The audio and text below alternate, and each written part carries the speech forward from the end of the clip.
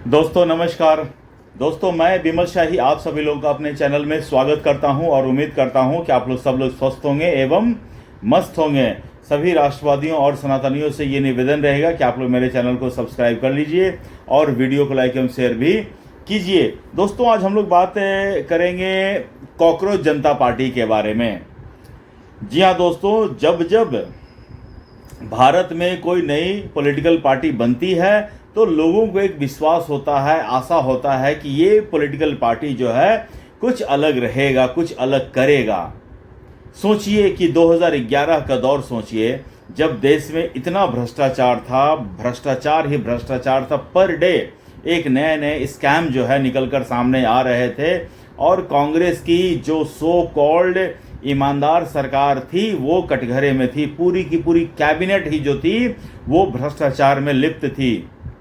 उस समय अरविंद केजरीवाल अन्ना हजारे को आगे कर एक आंदोलन खड़ा करता है कि जी हम भ्रष्टाचार से लड़ेंगे, हम जन लोकपाल के लिए आंदोलन कर रहे हैं। जन लोकपाल बिल आएगा तो इससे तमाम भ्रष्टाचारी जो हैं भ्रष्टाचार करने से डरेंगे।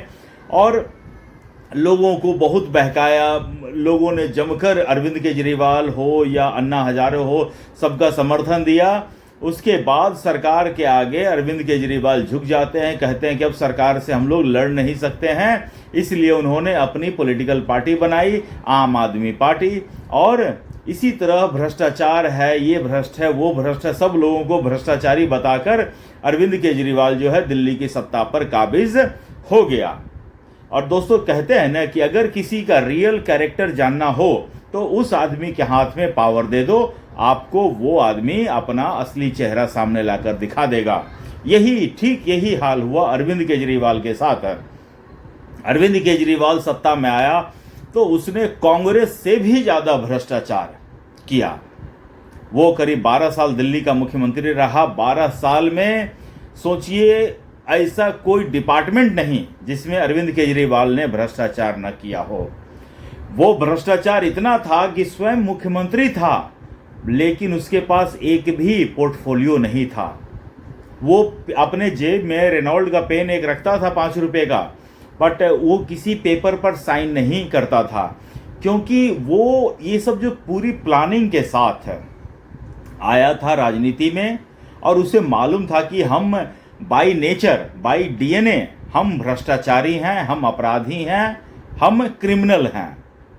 तो अरविंद केजरीवाल डे 1 से आते ही अपने लोगों के लिए, अपने कार्यकर्ताओं के लिए, अपने मंत्री के लिए, खुद के लिए भ्रष्टाचार करना शुरू कर दिया। और अंत में अरविंद केजरीवाल भ्रष्टाचार में इतना लिप्त हो गया कि जिन लोगों को वो भ्रष्टाचारी कहा करता था उसके साथ ऐसे हाथ ऊपर खड़ा करके उनके समर्थन में आने लगा। सोनिया गांधी उनको सच्चाई की मूरत लगने लगी, कपिल सिब्बल में उनको मसीहा दिखने लगा।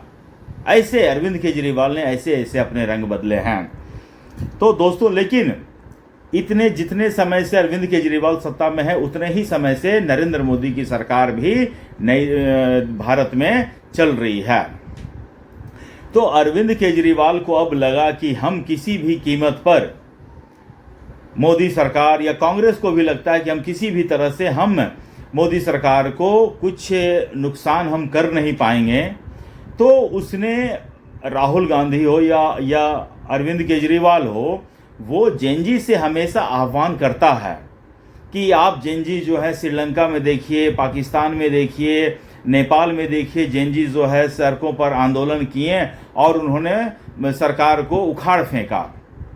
लेकिन भारत के जेनजी को अगर किसी भी तरह की उम्मीद भी है तो वो नरेंद्र मोदी से ही है। उन्हें राहुल गांधी, अरविंद केजरीवाल से किसी तरह का कोई उम्मीद या हमदर्दी जो है उनसे नहीं है। तो इसी बीच क्या होता है दोस्तों, नीट पेपर लीक की घटना सामने आती है और इसका मामला सुप्रीम कोर्ट में चल रहा होता है। तो सुप्रीम कोर्ट ने ऐसे लोग जो पेपर लीक करके पास कर लेते हैं और उसके बाद बेरोजगार रहते हैं, इस पर उन्होंने सुप्रीम कोर्ट में ऐसे लोगों को कॉकरोच कहा था। तो एक आदमी जो अमेरिका में दूर बैठा हुआ है उसने उसी पल एक कॉकरोच जनता पार्टी नाम की वेबसाइट एक हैंडल बना डाला और मिनटों में वो कॉकरोच जनता पार्टी जो है पूरे इंडिया में वायरल हो जाता है और उसके 1 या 2 दिन में ही 20 मिलियन से ज़्यादा follower across the social platform हो जाते हैं और दिनों दिन उनकी संख्या बढ़ने लगती है। उनके जो संस्थापक हैं दीपक, वो अमेरिका में रहते हैं लेकिन भारतवासियों के लिए संदेश वो देते रहते हैं। तो उन्होंने अभी संदेश दिया था कि 6 जून को वो भारत आ रहे हैं। वो आ रहे हैं या भेजे जा रहे हैं, इस पर दोनों में अंतर है दोस्तों। दीपक जो है वो महाराष्ट्र का रहने वाला है और बिजनेस या टेम्पररी वीज़ा पर अमेरिका में था और किसी देश में अगर आप टेम्पररी वीज़ा पर जाते हैं तो उस देश में रहकर आप पॉलिटिकल एक्टिविटीज़ नहीं कर सकते हैं और दीपक ने वही काम किया, अमेरिका के कानून तोड़े हैं और अमेरिका से उसको डिपोर्ट किया जा रहा है। मैं भारत सरकार से कहूँगा कि जब वो एयरपोर्ट पर उतरे तो उसका पासपोर्ट का सारे पन्ने सार्वजनिक किया जाए ताकि पूरे भारतवर्ष को ये पता चलना चाहिए कि दीपक इंडिया का नहीं अमेरिका का भगोड़ा है। लेकिन दीपक से पहले जो है जो कॉकरोच जनता पार्टी के 3 स्पोक्स पर्सन उन्होंने नियुक्त किए हैं। उनमें एक का नाम है सौरभ दास, एक का नाम है आशुतोष रंका। तो इन दोनों के बारे में मैंने थोड़े से सोशल मीडिया पर जानकारी एकत्रित की है, उसके बारे में हम लोग बातें करेंगे। तो पहले आ जाते हैं सौरभ दास के बारे में। सौरभ दास की उपलब्धि कोई कुछ खास नहीं है, इसने कुछ कोर्स वगैरह किया है, रहने दीजिए, हर कोई पढ़ा लिखा आदमी है, जैसा कि वो प्रटेंड करता है कि वो बहुत ज़्यादा हाईली एजुकेटेड, हाईली क्वालिफाइड है। बट उसके संबंध उमर खालिद से हैं। उमर खालिद का वो चेला है, उमर खालिद उसका गुरु है। जैसे उमर खालिद का गुरु था ना Osama bin Laden, Hafiz Saeed, वैसे ही। तो इस सौरभ दास का एक्स पर कुछ दिन तक पहले तक इसका जो हैंडलर पर आप लिखा हुआ रहता था, मेंबर ऑफ आप। और ये सौरभ दास जो है वो anti establishment, anti judiciary, anti Modi government, Modi सरकार के हर एक फैसले पर ये लेख लिखा करता था। और वो भी कहाँ, इसको तो और कोई प्लेटफॉर्म देगा नहीं, तो वायर, यही सब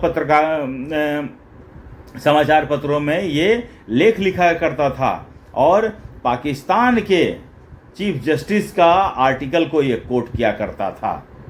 जब धारा 370 हटाया गया था तो इसे डेमोक्रेसी के लिए काला दिन बताया था ये सौरभ दास। तो ये सब बताने, ये जो कॉकरोच जनता पार्टी है वो देखिए, कॉकरोच जनता पार्टी जो है उसकी बैकिंग कांग्रेस, आम आदमी पार्टी, समाजवादी पार्टी, सारे लोगों की बैकिंग है।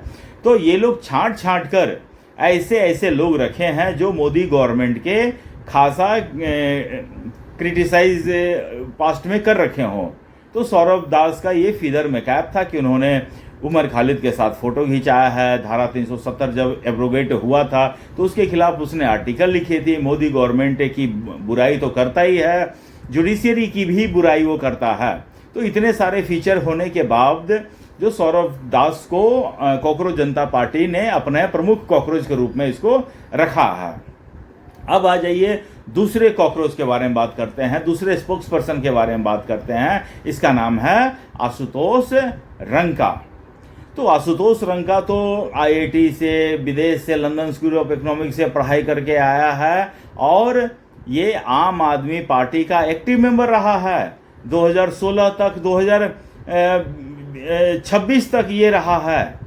और राजस्थान में स्पोक्स पर्सन भी रहा है, दिल्ली चुनाव में भी इसने काम किए हैं। मतलब ये फुल्ली आपिया है, अरविंद केजरीवाल का चेला है। तो अरविंद केजरीवाल या कांग्रेस से जब ये लगा कि अब हमसे कुछ नहीं हो सकता है, तो नए नए यूथ को, चाहे वो दीपक को देख लीजिए, चाहे आप सौरभ दास को देख लीजिए या आशुतोष को देख लीजिए, सब की उम्र 25, 26, 20, 22, 24 ऐसे ही है। ज़्यादा उम्र का कोई नहीं है, सब के सब लगते हैं कि नवयुवक हैं। और सबकी एक प्रॉब्लम है कि इनको नीट पेपर से बड़ा प्रॉब्लम है। नीट पेपर का सॉल्यूशन मिलना चाहिए, लेकिन आप जो है जिस तरह से इनको कह रहे हैं, जेनजी को कह रहे हैं, यूथ को कह रहे हैं कि आके रोड पे प्रोटेस्ट करो, सरकार को गिरा दो, तो आपको क्या लगता है कि आप में इतनी काबिलियत है कि आप सरकार चला लेंगे और फिर नीट वाले चीज़ को आप कर देंगे ख़त्म? मुझे नहीं लगता है। मुझे लगता है कि इनका मकसद ये नहीं है कि सूरत बदलनी चाहिए, इनका मकसद ये है कि सिर्फ हंगामा खड़ा होना चाहिए। सूरत बदलने से इन्हें कोई मतलब नहीं है। ये कुछ दिनों में ये लोग हो जाएंगे पॉपुलर, फेमस, फिर कोई आम आदमी पार्टी में जाएंगे, कोई कांग्रेस में जाएंगे या कोई और पार्टी बनाकर किसी के साथ अलायंस कर कर चुनाव लड़ेंगे और एक दो बंदे एमएलए बन जाएंगे। कोई बंदा हो सकता है केजरीवाल की तरह मुख्यमंत्री भी बन जाए। तो पूरी की पूरी कॉकरोच जनता पार्टी जो है, ये कोई नया मूवमेंट या कोई नया, ये पुराना ही चीज है, पुरानी ही शराब है, नई बोतल में प्रस्तुत करके दे रहे हैं। और अरविंद केजरीवाल, राहुल गांधी इसके संचालक हैं। मेरी बात आप मानिए। ये सब लोगों, अरविंद केजरीवाल ने भी बहुत कोशिश किया था भ्रष्टाचार मिटाने का, अब सब भ्रष्टाचारी बन गए हैं। आप देखिएगा ये लोग भी आज बोल रहे हैं ना यूथ की प्रॉब्लम है, और सबसे बड़ा प्रॉब्लम यही लोग खड़े करेंगे आने वाले समय में।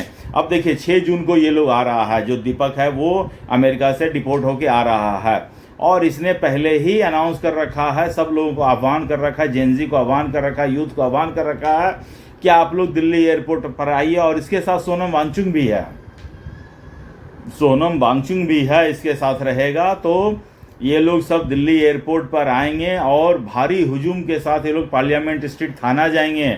वहाँ पर जंतर मंतर पर धरना प्रदर्शन करने के लिए वो इजाज़त मांगेंगे। सोचिए दोस्तों, अगर सुरक्षा कारणों से दिल्ली पुलिस इन्हें इजाज़त नहीं देती है तो क्या इतने सारे लोग एक साथ चुपचाप होकर अपने बस ट्रेन से अपने अपने घर को जाएंगे?